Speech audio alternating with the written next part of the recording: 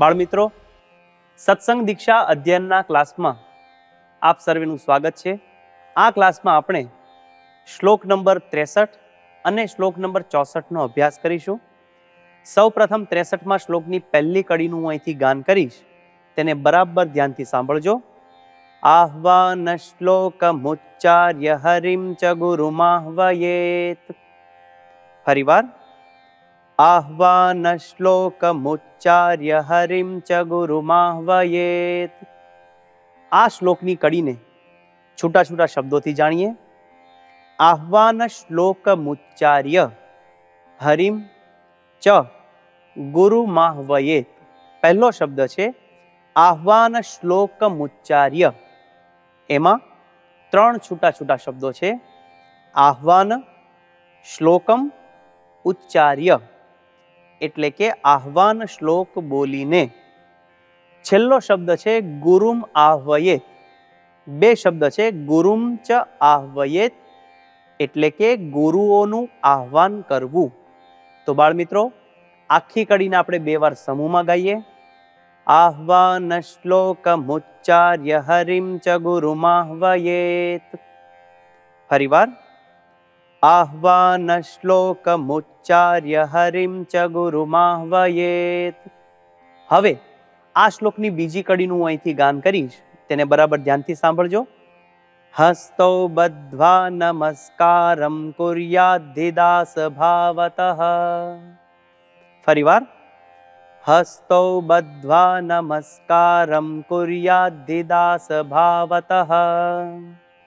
હવે આ શ્લોકની કડીના છૂટા છૂટા શબ્દોને જાણીએ. હસ્તૌ બદ્ધ્વા નમસ્કારમ કુર્યાદ્ધિ દાસ ભાવતઃ. છેલ્લો શબ્દ ભેગો છે દાસ ભાવતઃ, જેમાં બે શબ્દ છે દાસ ભાવતઃ, એટલે કે દાસ ભાવે કરીને. તો બાળમિત્રો, આખી કડીનું આપણે બે વાર સમૂહમાં ગાન કરીએ. હસ્તૌ બદ્ધ્વા નમસ્કારમ કુર્યાદ્ધિદાસ ભાવતઃ.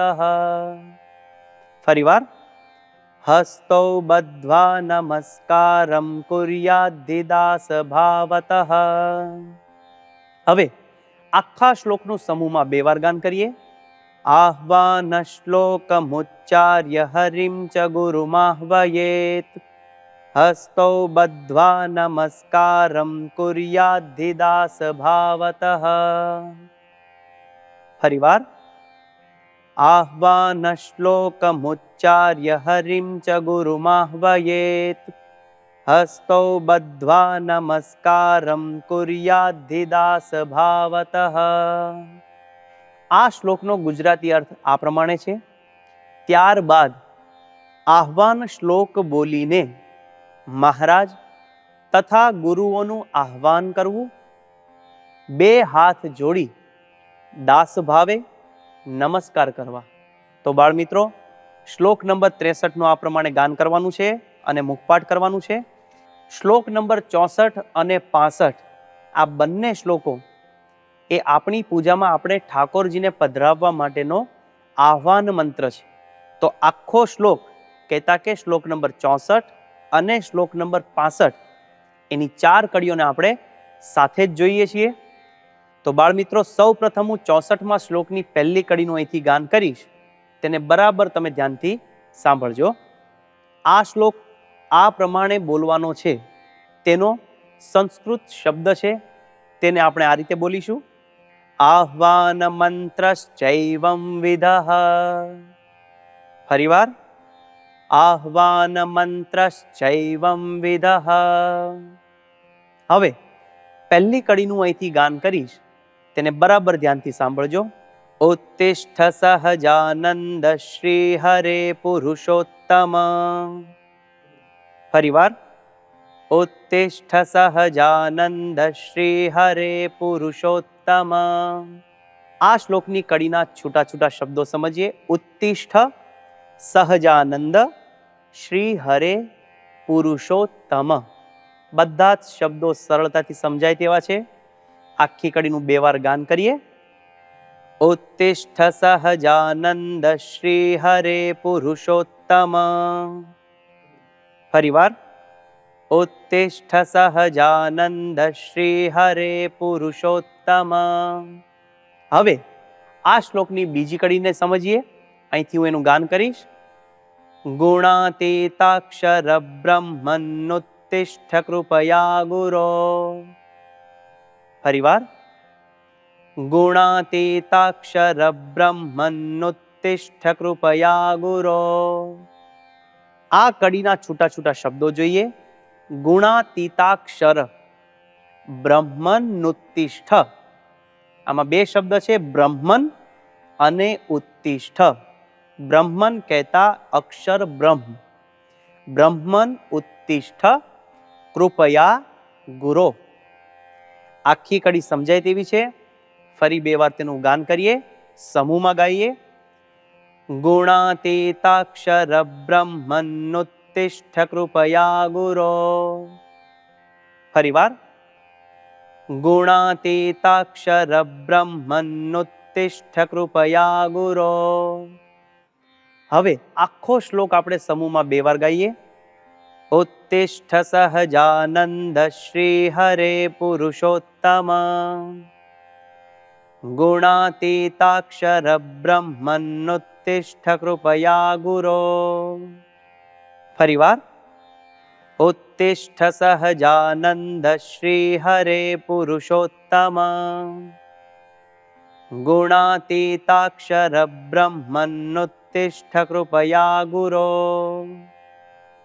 હવે 65મા શ્લોકની પહેલી કડીનું ગાન કરીશ. તેને બરાબર ધ્યાનથી સાંભળજો. આગમ્યતામ હિ પૂજાર્થમાગમ્યતામ મદાત્મતઃ. ફરીવાર. આગમ્યતામ હિ પૂજાર્થમાગમ્યતામ મદાત્મતઃ. આ કડીના છૂટા છૂટા શબ્દો જોઈએ. આગમ્યતામ હિ પૂજાર્થમ આગમ્યતામ મદાત્મતઃ. આ શ્લોકમાં પહેલો શબ્દ છે આગમ્યતામ, એટલે કે પધારો. ત્યાર પછી છે પૂજાર્થમ. એમાં બે શબ્દ છે, પૂજા અર્થમ હિ, કહેતા કે મારી પૂજા સ્વીકારવા માટે. હવે તેના પછીનો છેલ્લો શબ્દ છે મદાત્મતઃ.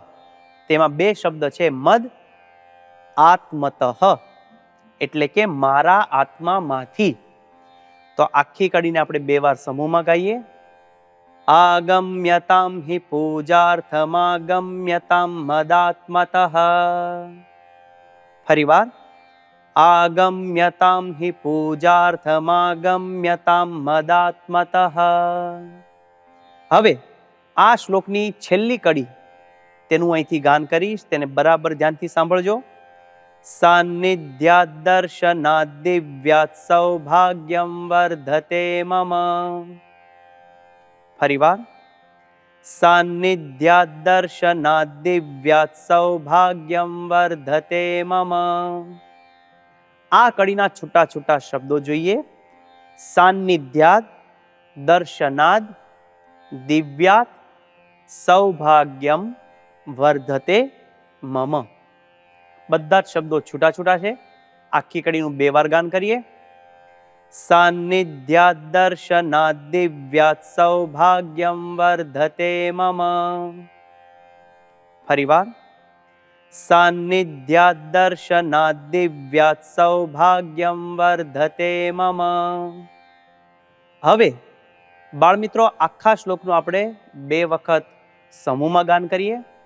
આગમ્યતામ હિ પૂજાર્થમાગમ્યતામ મદાત્મતઃ. સાન્નિધ્યાદ દર્શનાદ દિવ્યાત સૌભાગ્યમ વર્ધતે મમ. ફરીવાર. આગમ્યતામ હિ પૂજાર્થમાગમ્યતામ મદાત્મતઃ. સાન્નિધ્યાદ દર્શનાદ દિવ્યાત સૌભાગ્યમ વર્ધતે મમ. હવે આખો જે આહ્વાન મંત્ર છે, કહેતા કે 64 અને 65મો શ્લોક ભેગા છે, તે આખા એ મંત્રનું એકવાર સાથે આપણે ગાન કરીએ. તેની પૂર્વે મેં વાત કરી હતી, આગળ એક શબ્દ બોલવાનો છે કે આ શ્લોક આ પ્રમાણે છે, તેનો સંસ્કૃત શબ્દ. આહ્વાન મંત્રશ્ચૈવમ વિદઃ, જે આપની પુસ્તક છે તેમાં મંત્રની ઉપર જ લખેલું છે, એ શબ્દોને જોઈ અને બરાબર મારી જેમ ગાવાનો પ્રયત્ન કરજો. તો શરૂ કરીએ છીએ. આહ્વાન મંત્રશ્ચૈવમ વિદઃ. ફરીવાર સમૂહમાં. આહ્વાન મંત્રશ્ચૈવમ વિદઃ. ઉત્તિષ્ઠ સહજાનંદ શ્રી હરે પુરુષોત્તમ. ગુણાતીતાક્ષર બ્રહ્મન્નુત્તિષ્ઠ કૃપયા ગુરો. આગમ્યતામ હિ પૂજાર્થમાગમ્યતામ મદાત્મતઃ. સાન્નિધ્યાદ દર્શનાદ દિવ્યાત સૌભાગ્યમ વર્ધતે મમ. ફરીવાર. ઉત્તિષ્ઠ સહજાનંદ શ્રી હરે પુરુષોત્તમ. ગુણાતીતાક્ષર બ્રહ્મન્નુત્તિષ્ઠ કૃપયા ગુરો. આગમ્યતામ હિ પૂજાર્થમાગમ્યતામ મદાત્મતઃ. સાન્નિધ્યાદ દર્શનાદ દિવ્યાત સૌભાગ્યમ વર્ધતે મમ. તો બાળકો, આ શ્લોકનો એટલે કે આખા મંત્રનો શ્લોક નંબર 64 અને 65 નો એક સાથે ગુજરાતી અર્થ આપણે સાંભળીએ. હે સહજાનંદ શ્રી હરિ, હે પુરુષોત્તમ, કહેતા કે મહારાજ કૃપા કરીને ઉઠો. હે અક્ષર બ્રહ્મ ગુણાતીત ગુરુ, કૃપા કરીને ઉઠો. મારી પૂજા સ્વીકારવા માટે મારા આત્મામાંથી પધારો. આપના દિવ્ય સાનિધ્ય અને દર્શનથી મારું સૌભાગ્ય વધે છે. તો આવી રીતે શ્લોક નંબર 63, 64 અને 65 નું ગાન કરી, એને મુખપાઠ કરી અને મિશન રાજીપો લેવા માટે તત્પર થઈએ. આવતા ક્લાસ સુધી સર્વને જય સ્વામિનારાયણ.